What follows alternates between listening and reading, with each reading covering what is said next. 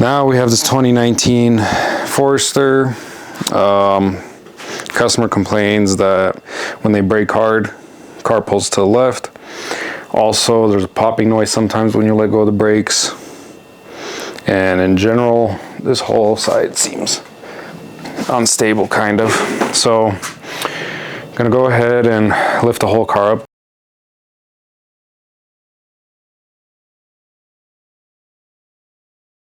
Rear jack point on these cars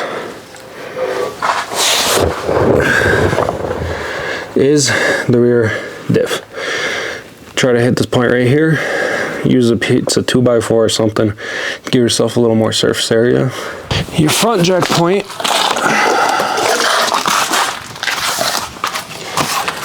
is right there where I put that 2x4. That is a jack point. This metal plate, preferably between this hole and this hole. Let's see. The nuts on these are 19. Oh man, that was quick. All right. So, trailing arm is busted. Yeah, it's pretty mangled up. It's the reason why she was hearing the popping and why she was getting it pulled to one side. It's pretty... What's interesting though is everything around, visually at least, seems in great condition. Her bushings don't look bad. Nothing looks bad. I believe she had alignment done on this car. I'm gonna recommend another one just in case, but nothing absolutely looks out of the ordinary. So I don't know, maybe she did hit something that she doesn't remember. Maybe this was an old issue that just got exacerbated over time, but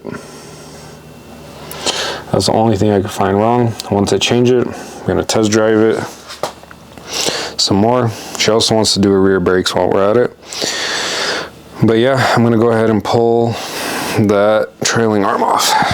That bolt that's in the middle of the screen right now,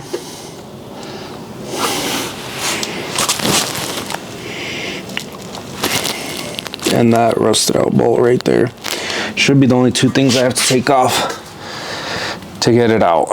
I swear I play with this camera more than actually working, and I still feel like I can't, you guys don't see what I'm doing. Bottom nut is a 17. Most likely the bolt's gonna start moving on the other end. Probably will also be a 17, but I'm gonna let you know in a second. And it is a 17. So for the bottom bolt, you'll need a 17 socket or wrench, and then another 17 socket wrench. Perfect, no problem at all. Now, let's do the top. A little bit less space, but not too bad. If anything, I can get under there and it'll be fine. 17, 17, yep. 17 all around. Alrighty. Yeah, I'm just gonna go ahead and go under. Honestly, you don't have to, but I'm just being lazy.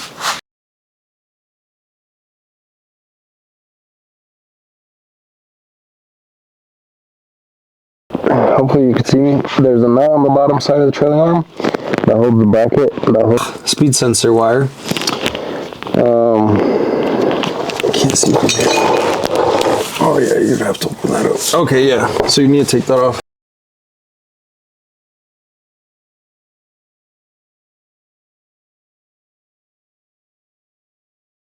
So you get that off, trailing arms off, easy peasy. Lemon McSqueezy. Okay. Yeah, your trailing arm should not look like this. Got the new trailing arm right here, part number 20250FL001. New trailing arm, old trailing arm. Still don't know what happened with it, so after we put this new one on, I'm gonna go ahead and drive it around and see if I notice anything weird, take a look again. Maybe it's been a couple days to get the part in, so maybe with fresh eyes I'll be able to see if something happened, because I don't know, it's still pretty weird to me that this happened. You don't see it on a car that everything else is perfect. And also hopefully today I don't flash you guys my ass all day. Alright, I'm just gonna go underneath and put this on. Put it on, then show you guys what's up. I need to stop cussing. I'm not supposed to cuss. I keep forgetting that. YouTube's a little because family content. Yeah, because 6-year-old's gonna be watching me change trailing arms on that 2019 Subaru Forester. Yeah. Okay. Not really hard to get, huh? You could probably do it by hand, but why exert yourself when you can just get a good old little crowbar, some hole and just, I said, shove it in some hole and just yeah, like that. And watch your socket fly away. Yank. Yank. Oh, nope, missed. Might actually gonna have to try right now. Find somewhere to put it in. It's not, it doesn't feel as good as normal places you put stuff in, but you know. Oh, there you go. And it's in. Yay. And don't forget to put the speed sensor bracket back on too.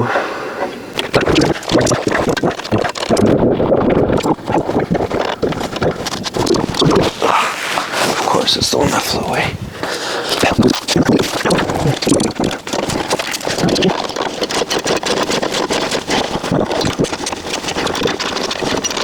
Just a reminder, it is just 217 bolts and 217 nuts.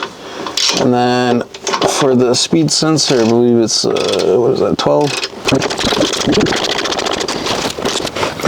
Honestly, don't know what the torque specs on this are. Don't have the service manual for cars this new. But just use your best judgment. It's on a pretty good bushing, so you'll be fine. I'd say it's 2 to 3 UGGs. Nah, better stick with 2.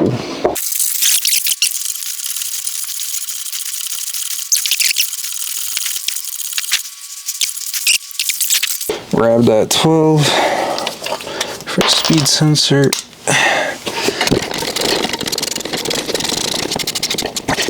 Alright, she wanted her brake pads done while I was back here, so let's get those off.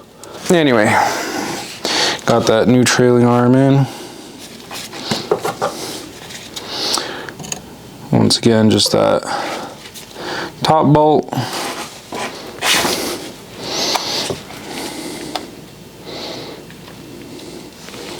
And that bottom bolt. And then the speed sensor bracket bolt right there. It's an Allen key holding these in, and on top of that there's these caps. That is a size 7 HW7.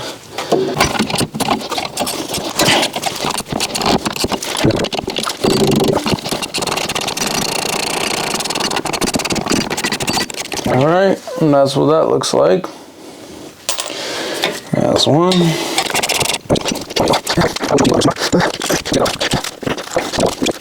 Okay, for now I got this top bolt off. Loosen the bottom one. Once you do that, you're going to want to take this metal retaining clip off. And then theoretically this should just slide over and we can take the pads off. If not, we'll remove the bottom one and get this whole thing out the way. And for this, I'm just going to use 2 pliers. bend that one out the way and pull with the other.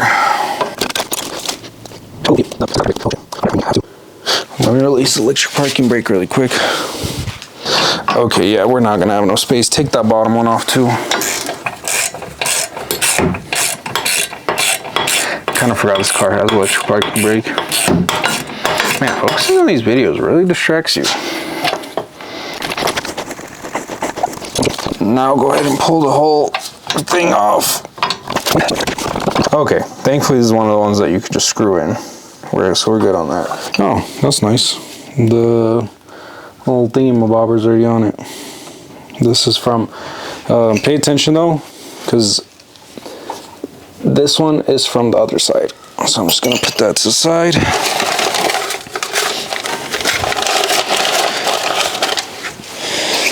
This one is from this side.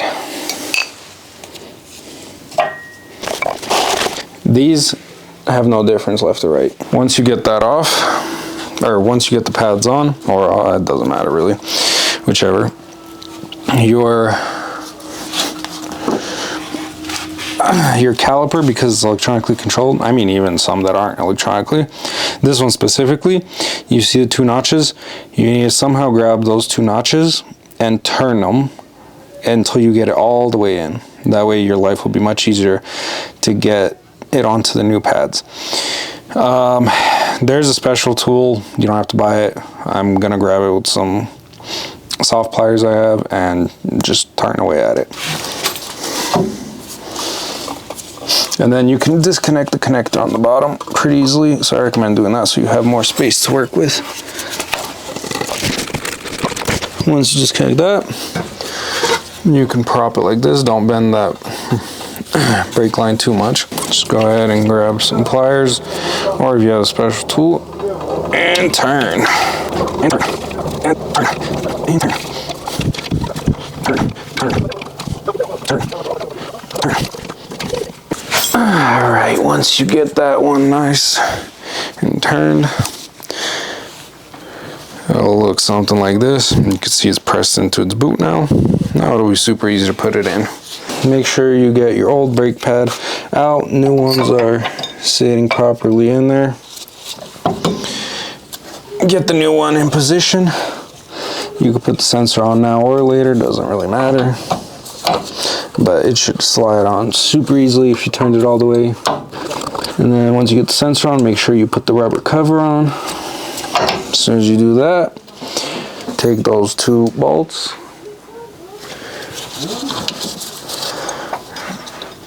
and get them screwed in. Easy peasy.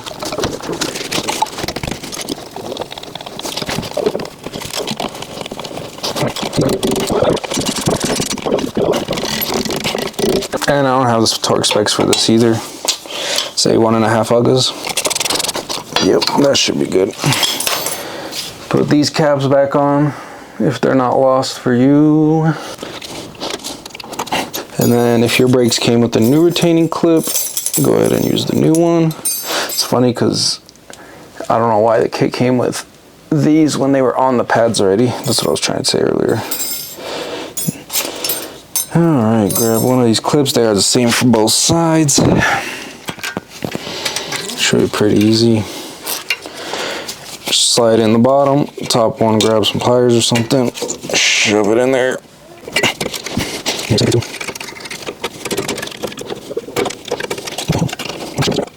It's not supposed to be hard. What the hell? Well, apparently it doesn't want to go in the top one. So I'm gonna put the top one on first. Yeah, I just realized that's why. Okay, if yours does that, make sure you put the top one on first. There you go. Jeez. Okay. So you got that on. Just look around, double check. Both pads in. That's on. Sensors on. No leaks, no bang ups, no nothing. I'm done with this side. I'm not gonna torque these down right now, just because I'm gonna take it around the block, see if anything's weird, and then take it back off.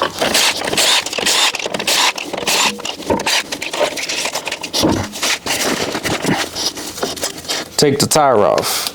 Take the caps off. Shove your 7mm Allen in the hole. Watch it not fit well in the hole. Put it without. Smack that thing. I say it, smack it. Shove it on there. Unscrew it. Watch your still about being up. Get annoyed. Do the bottom one. Grab your torque set. Look at it. Be like, that's probably about T40. Shove the T40 in there. T40 too small. T45. T45 is perfect. Watch your cat hissing at something. Get confused because she's hissing at her daughter. Shove your ratchet in there. Unscrew it. Be successful. Unplug that so you don't have to do it later. Take the Torx in your hand. Unscrew the rest of it by hand. Show the bolt to the camera. Beautiful. Take the other bolt out by hand. Stroke, because you didn't unscrew it enough. Get annoyed, put the ratchet back on. Say that should be good enough. Let me try by hand again. Still struggling, what the hell? There you go, finally gets undone. Remember that you didn't take the retaining clip off. Pull the retaining clip off. Just keep moving it. Dump the pad. Dump the pad. Give yourself some space. Grab your needle noses. I lost count. Is that 2.5 or 3? 2.5 or 3 rotation. And done. Grab the new pads. Double check that it's the correct side by putting it with the next one. It is the correct side. Throw it all in one. New one in place. Put the other new one in place. Shove this back on top. Give it a little smackaroony. Give it another smackaroony. Get it in a spot. For the bottom one, take the long Allen because why not? You have enough space, so it'll be easier. Think you have it lined up. Tested it with the ratchet because it does not want to go in by hand. Make sure you don't cross thread it. Yep, it's good. Proceed to screw it in because you're already on it. Don't screw it in all the way because we still need to do the top. Once you get close, stop. Don't tighten it. Grab the Torx, grab the bolts, shove that T45 in there, shove that bolt in there, line it, screw it in a little, keep screwing for as long as it goes. Good job. Shove it on there. Give it 1.5 uggas, maybe 3/4. Pull that Torx out. Shove that on the bottom one. Give it 1.5. It's good. Grab the new retaining clip. Put the top in first, even though it shouldn't matter, but gonna do it like that anyway. Once you got that in, line it with the bottom. Grab them pliers right about there. Rotational shove it in the hole, rotate, do something, get in that. Watch yourself get embarrassed on the internet. Get in there. Smack, smack. It's in there, smack, smack. It's in there already like that. Smack it some more. Perfect, beautiful. Alright, double check everything. Back pad on and push down. First retaining clip. These screwed in. Then take none else off. We done. Put the tire back on.